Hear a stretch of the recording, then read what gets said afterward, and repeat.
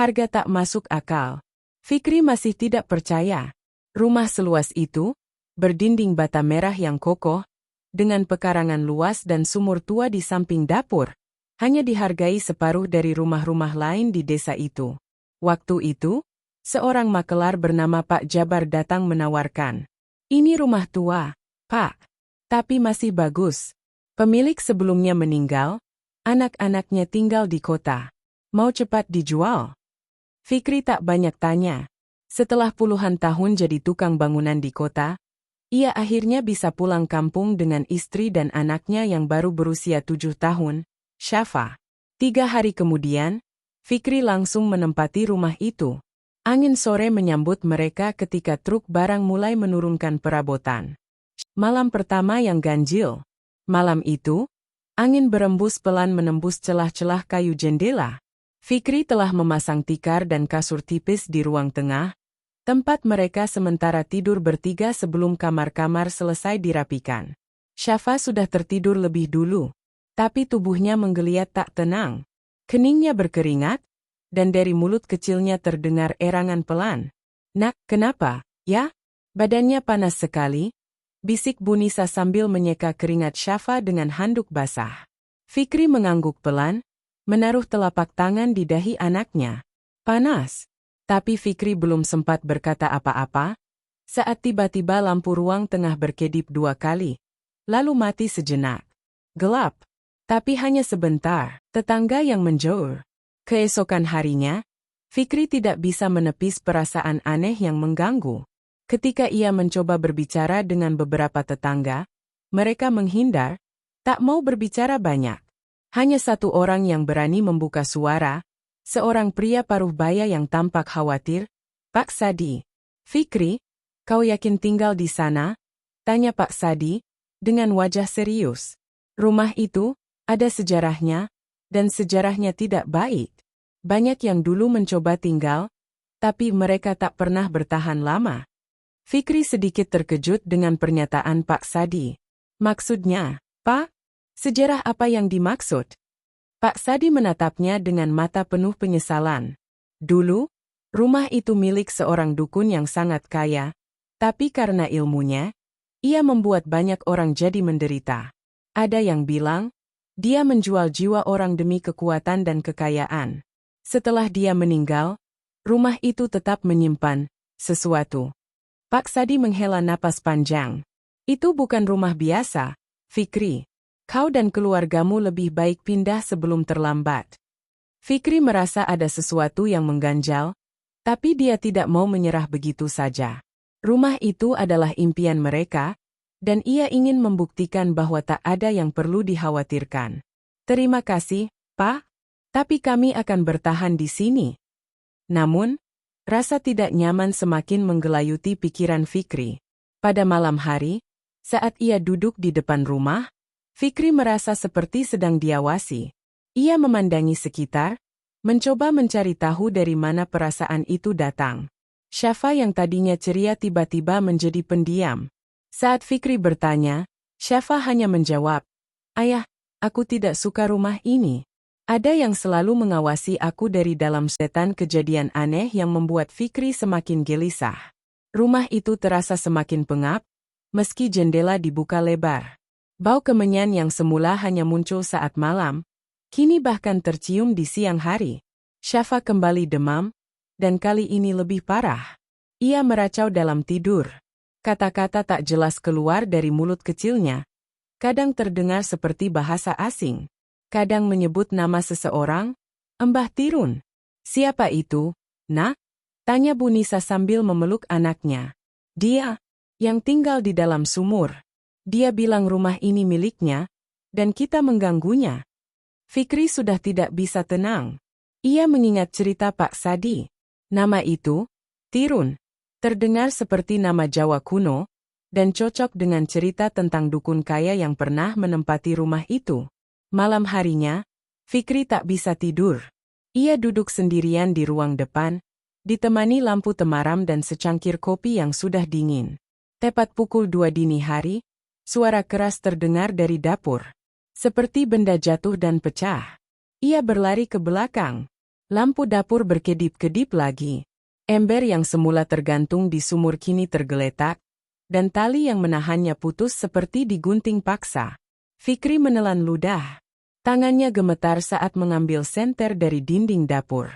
Ia menyorotkan cahaya ke arah pintu belakang, lalu ke sumur. Bayangan hitam berdiri di sana lagi. Lebih jelas. Tinggi, tubuhnya seperti diselimuti asap pekat.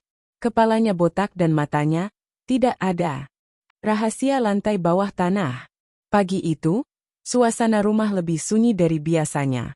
Tapi keheningan itu justru membuat Fikri semakin resah. Bu Nisa mulai mengeluh. Air dari sumur berubah warna, keruh kehijauan, dan baunya amis. Ini air apa, Bang? Syafa nggak bisa mandi pakai ini, katanya sambil menunjuk ember yang baru diangkat. Fikri memeriksa sumur. Airnya memang aneh. Tapi lebih dari itu, ia menyadari bahwa di dasar sumur tampak seperti ada sesuatu yang bergerak. Seperti kabut hitam tipis, berputar pelan.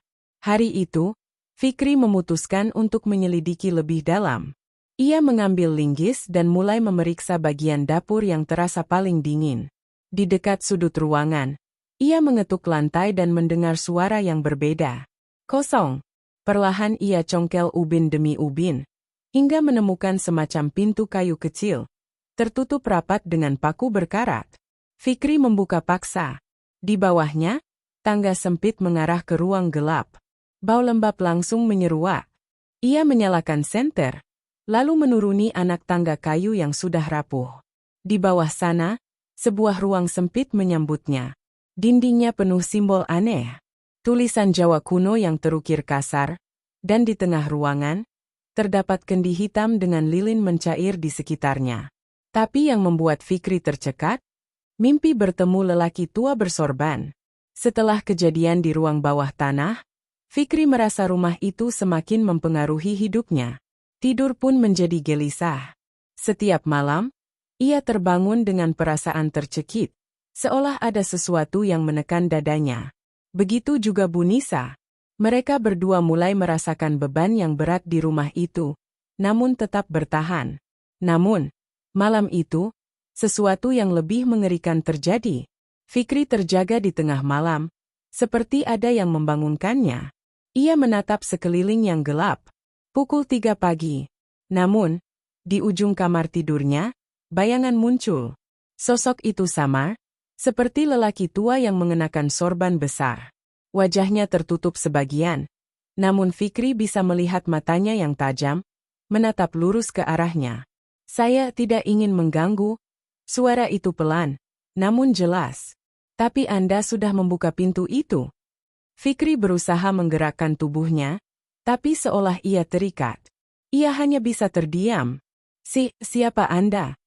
Lelaki tua itu menatapnya dengan tatapan penuh penyesalan. Saya adalah yang pertama tinggal di rumah ini. Saya yang mengundang kegelapan ini. Saya yang terjebak dalam keserakahan. Hingga akhirnya tubuh saya tidak bisa meninggalkan tempat ini. Tapi Anda, Fikri, Anda membuka jalan yang lebih buruk. Fikri merasa ada sesuatu yang janggal. Tapi saya hanya ingin tinggal di sini. Kami butuh tempat yang layak, jawab Fikri terbata-bata. Lelaki tua itu menunduk, seakan mendalami pikiran Fikri. Semua yang datang ke sini, mereka tidak pernah tahu bahwa rumah ini adalah sebuah jebakan. Itu adalah rumah bagi kekuatan yang jauh lebih besar dari sekadar harta.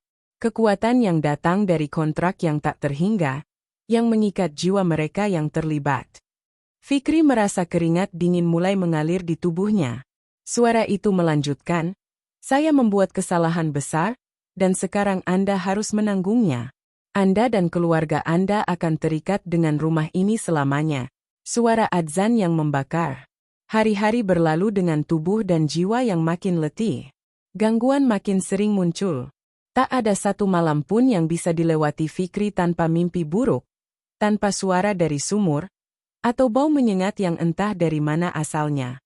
Namun, yang paling menakutkan terjadi pada malam Jumat. Saat azan Isya berkumandang dari masjid di ujung desa, sesuatu mulai terjadi. Suara jeritan terdengar dari arah dapur. Bukan jeritan manusia, tapi sesuatu yang asing, liar, dan panas. Seolah adzan itu membakar sesuatu yang selama ini berdiam di rumah. Api muncul tiba-tiba dari tungku dapur. Tapi api itu tidak menyebar. Hanya berkobar di atas kompor, lalu lenyap sendiri. Saat Fikri mendekat, ia mendapati batu di sekitar kompor menjadi hitam, berlapis jelaga tebal yang beraroma belerang. Di waktu bersamaan, Syafa menggigil ketakutan. Tubuhnya mengejang, dan dari mulutnya keluar suara lirih. Bukan suara anak kecil, tapi suara wanita dewasa, parau dan berat. Kami tidak suka suara itu. Diamkan dia. Fikri dan Nisa sontak merangkul anak mereka. Bacaan ayat kursi dilantunkan terbata. Tapi saat nama Allah disebut, seluruh jendela rumah bergetar. Trak! Kaca jendela retak. Trak! Satu persatu pecah, seolah protes pada suara yang mengusir mereka. Di tengah ketegangan itu, tiba-tiba suara adzan dari masjid berhenti. Hening. Sepi. Tidak wajar. Dan dari dalam sumur, asap hitam mulai mengepul pelan. Bukan lagi tipis, tapi tebal. Mengular masuk ke dalam dapur. Fikri segera menutup pintu. Tapi dari balik kayu, terdengar ketukan 3 kali. Lalu suara berat, penuh murka. Kalian menantang kami. Fikri tahu, ini bukan gangguan biasa. Ini adalah peringatan. Dan yang membuatnya semakin tak bisa tidur malam itu, adalah tanda terbakar di dinding belakang rumah. Tiba-tiba muncul tanpa alasan. Bentuknya seperti tapak tangan besar, membara, dan di bawahnya terukir satu kata. Bayar. Kabur dari rumah kutukan. Fikri tak bisa tidur. Malam itu, ia duduk di kursi ruang tengah, memandangi jejak tangan terbakar yang masih memerah di dinding. Kata, bayar, yang terbakar di ruang belakang rumah seperti mengikat setiap anggota keluarganya pada takdir yang tak bisa dielakkan. Rasa cemas semakin menggerogoti hatinya. Nisa, yang biasanya tenang, kini tak bisa menahan kegelisahannya. Kita harus keluar, Fikri.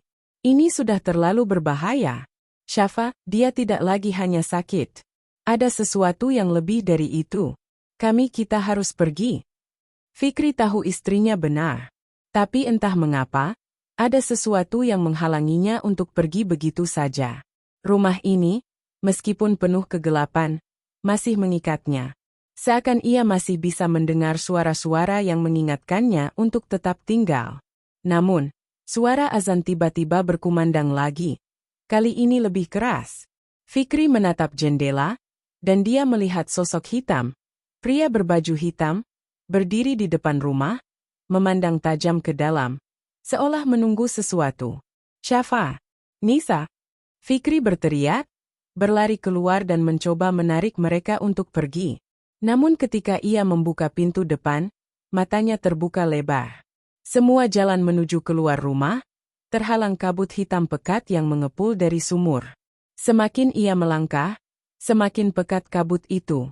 Sosok lelaki berbaju hitam itu kini berdiri tepat di tengah jalan, menatap Fikri dengan mata kosong. Wajahnya muncul dari dalam kabut, tampak seperti dukun yang dulu menghuni rumah ini. Kau tak bisa lari, Fikri. Suara berat itu terdengar, seperti berasal dari dalam tanah. Sudah terlalu lama rumah ini menunggu.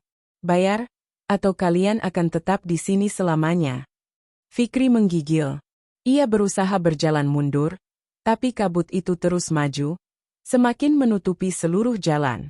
Tak ada tempat untuk lari. Namun, tiba-tiba suara Syafa terdengar di belakangnya. Suara lemah, namun penuh dengan keyakinan. Ayah, aku bisa melihat jalan keluar, kata Syafa, sambil memegang tangan Fikri dengan erat. Kita harus pergi cepat. Fikri terdiam. Ternyata, anaknya, meskipun masih kecil, lebih kuat dari yang ia kira. Ia memeluk Syafa dan Nisa, menarik mereka masuk kembali ke rumah. Cepat, kita keluar lewat belakang rumah, kata Fikri dengan tegas. Ia berlari bersama keluarga menuju pintu belakang yang tadi tertutup rapat. Kali ini, ia merasa ada harapan. Sesuatu di dalam dirinya merasakan bahwa inilah saatnya untuk melepaskan diri. Namun saat mereka berlari menuju halaman belakang, kabut tebal semakin mengepung mereka. Tanpa diduga, Fikri merasakan sesuatu yang aneh. Seperti sesuatu menarik tubuhnya ke bawah, menarik mereka kembali ke dalam rumah yang sudah penuh kutukan ini. Dengan segenap kekuatan, Fikri melangkah lebih cepat, menarik Nisa dan Syafa. Tiba-tiba kabut itu hilang. Jalan menuju luar rumah terbuka lebar, seperti memberikan jalan keluar terakhir. Dengan langkah ragu, mereka berlari menembus malam yang gelap, menuju kebebasan. Dan saat mereka akhirnya tiba di ujung jalan, Fikri menoleh ke belakang, rumah itu tampak jauh di kejauhan, gelap, dan tak bersuara. Namun, di dinding rumah yang hancur, kata, "Bayar," masih menyala dengan api merah, mengingatkan mereka bahwa meski mereka berhasil kabur, takkan ada yang bisa melupakan apa yang sudah terjadi. Dan itu adalah akhir dari kutukan yang mengikat mereka. Cerita ini berakhir di sini, namun kekuatan rumah itu akan selalu membekas di hati Fikri dan keluarganya. Begitu juga dengan pesan dari lelaki tua bersorban yang mengingatkan mereka tentang takdir yang tak bisa dielakkan.